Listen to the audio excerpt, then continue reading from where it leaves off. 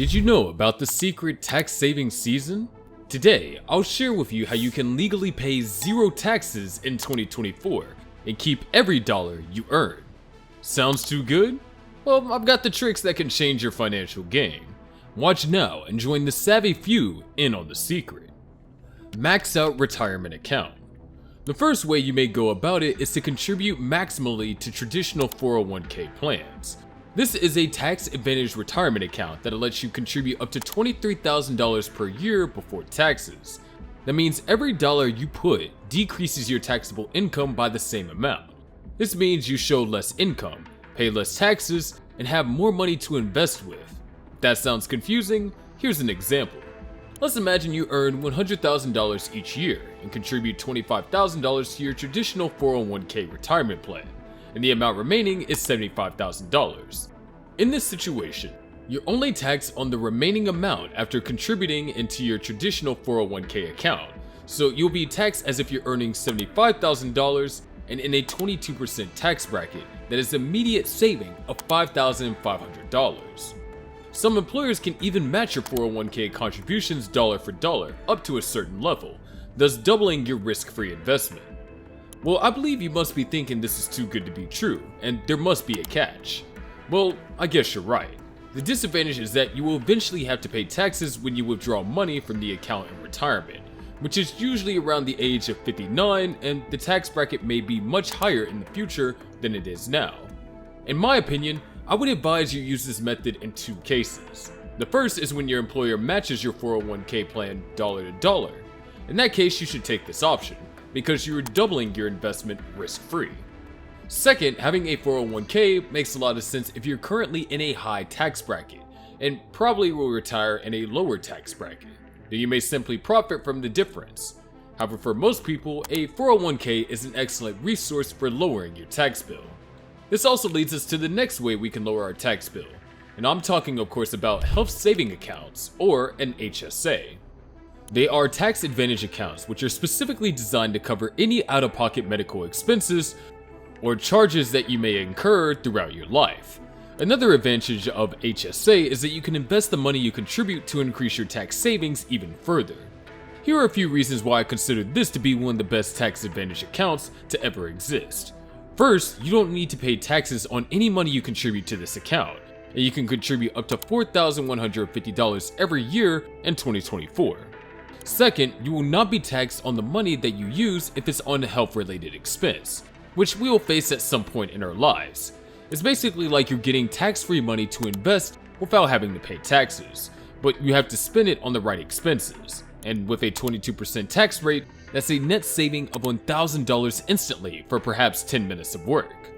However, keep in mind that in order to qualify for this tax advantage account, you must have what is called a high deductible health plan in 2024, which means you have a deductible of at least $1,600 for individuals and $3,200 for families.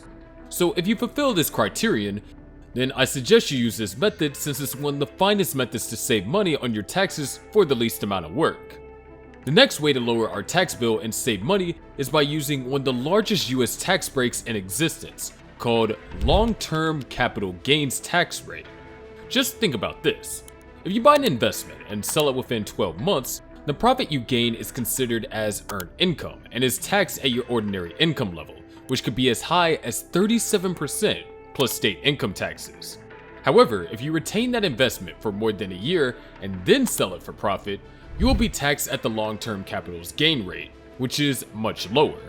In fact, the federal long-term capital gains tax is only 15% if you earn between $47,000 and $518,000 per year, which may result in massive savings for anyone earning more than $50,000. And it's even better if you make less than $94,000 per year as a married couple filing jointly. You'll own nothing in long-term capital gains, which means that your profit is fully tax-free. As in, hypothetically, you might make $94,000 a year and pay the IRS $0. In addition, eligible dividends also receive the same long-term capital gains tax treatment on stocks held for more than 60 days on authorized US and foreign companies. So keep that in mind the next time you decide to bet on short-term call options. I personally prefer the strategy of buying and holding long-term broad-based index funds, because it's not only safer, It also yields higher returns, and is also way better when it comes to taxes. But as someone who is self-employed, one of the best methods that you can utilize is by setting up what is called an S corporation. This is essentially a legal company that you create to run your business. In short, all of your self-employed income goes into the S corp, expenditures are deducted, and what is left is taken as profit. If that seems confusing, let me explain further. In very simple terms, when you form an S corp, the S corp becomes your employer and you become the employee. This implies that you are paid a modest base pay and then all profits are distributed to you later. Why is this important? Distributions issued by an S corporation are not subject to Medicare and Social Security taxes, which might save you 15.3% of your money. For example, if you run a business that earns $120,000 a year profit and you pay yourself $60,000 a year, you save more than $9,000 in taxes by distributing the remaining $60,000 through an S corporation. You can also reduce tax costs by taking advantage of tax breaks. There are significant tax savings for all homeowners, which you may not be aware of. They include capital gains exclusions, which allow you to sell your primary residence and pay no tax up until the first $250,000 for profit if you're single, or $500,000 for profit if you're married, as long as you lived in the property for 2 of the last 5 years.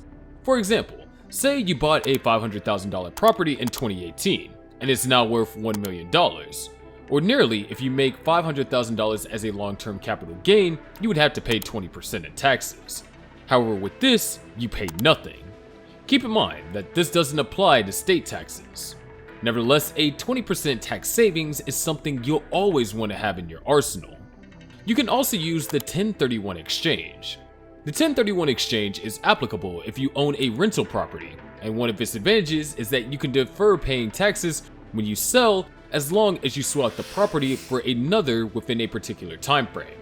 For example, suppose you paid $100,000 for a rental property, which is now worth $300,000. Normally, if you sold, you would be required to pay taxes on $200,000 worth of profit. But if you did a 1031 exchange, you would be able to sell that property for $300,000 and move the money into an even bigger deal. And just like that, you just traded up without having to pay any taxes up front. If you own a rental home, this is definitely something to consider.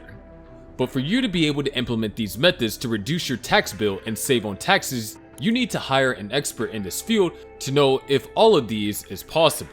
So even with all this knowledge, to lower your tax bill, you'll need to hire a good CPA. What is a CPA? A CPA simply means a certified public accountant. They are accounting professionals who have met state licensing standards to obtain the CPA designation through educational training, experience, and passing the CPA exam. They give you tax advice and help you in tax planning. If there's a problem, CPAs can represent you before the IRS or answer questions from a state or local tax board. They can also give you guidance to help reduce your tax burden throughout the year, which helps ensure that there won't be an audit or any issues from the state or local authorities. These are some of the ways that you can use to reduce your tax bill and save money to spend on things that you love. Did you enjoy this video? Let me know in the comments. You can also tell me the other videos that you'd like to see, and of course, I'll see you in the next video.